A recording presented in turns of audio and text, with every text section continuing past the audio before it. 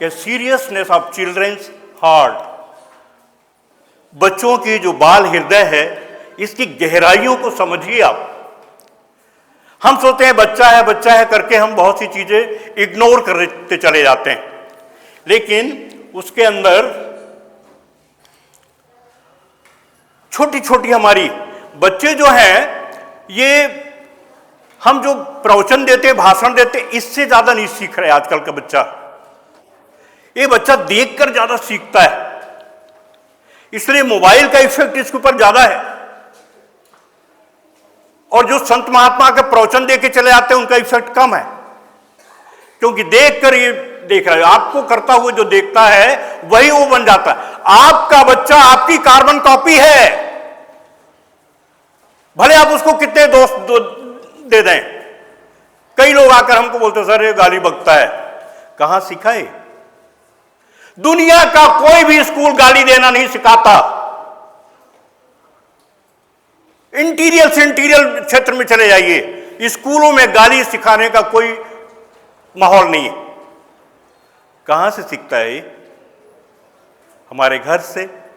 घर में नहीं सीखा तो हमारे पड़ोस में।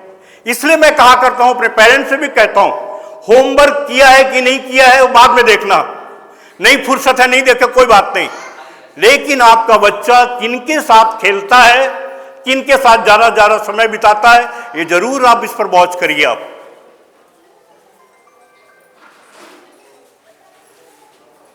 और ये जो दो दृश्य दिख रहे हैं ये दाऊद इब्राहिम है।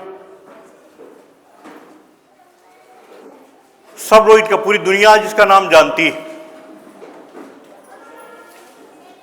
कुकृत्यों के लिए जानती है उसके। तो आपके ऊपर है कि आप अपने बच्चे को क्या बनाना चाहते हैं।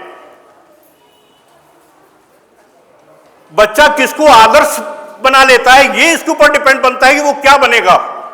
अभी एक माता कह रही थी कि हमारी ये बेटियां तो बहुत अच्छा नंबर लेके आई, ये बेटा जो है ये क्यों ऐसा हो गया, क्यों फर्क, ये बेटा बेटी में एक फर्क क्यों आने लग गया। ये मैं सोच रहा था गांव में स्कूल खोला हूं, वहां शायद बच्चे आगे बढ़े, वहां भी यही स्थिति है।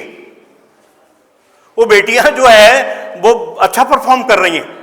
आज कोई भी मेरिट लिस्ट निकलती है उसमें टॉप 10 में आप देखेंगे तो टॉप 5 जो है वो बेटियों के रिजल्ट आ रहे हैं। क्यों आपने उनको बिजी कर, उनमें आपने एक्स्ट्रा प्रिकॉशन देके रखा है। बच्ची थोड़ी देर के लिए बाहर जाती है, तुरंत आप ढूंढने लगते हैं कहां गई, लेकिन बेटा सुबह से दोपहर हो गई आपको अतई पता नहीं है। बेटा रात में 10 बजे 11 बजे लौट के आ रहा है, आप उससे पूछने की हिम्मत नहीं जुटा पा रहे हैं कहां थे अभी तक। लेकिन बेटी 5 मिनट के लिए बाहर गई तो आप चिंतित हो जाते हैं। उसको बर्तन धोने में कहीं ना कहीं आपने लगा के रखा है, व्यस्त रखा हुआ है, और जो समय वो निकाल पाती है उसमें पढ़ भी ले पा रही है। ये जो प्रिकॉशन आपका है ये उसको आगे बढ़ा रहा है। और उसको आपने ज्यादा, एक बेटा होने के नाते आपने ज्यादा उसको कुछ, इसलिए कि छोटी छोटी चीजें हैं, छोटे छोटे बदलाव ला करके आप उसको प्रिकॉशन रखिए। आप देखते रहिए कि किनके साथ में बच्चा आपका खेलता है। क्यों? कोई भी पिता नहीं चाहता कि उसका बेटा बर्बाद हो, और न कोई टीचर चाहता उसका स्टूडेंट बर्बाद हो, फिर भी बच्चा बर्बाद क्यों हो जाता है? हमारे ना चाहने के बाद भी क्यों बर्बाद हो रहा है? बर्बाद वहां हो रहा है जहां आप नहीं देख पा रहे हैं।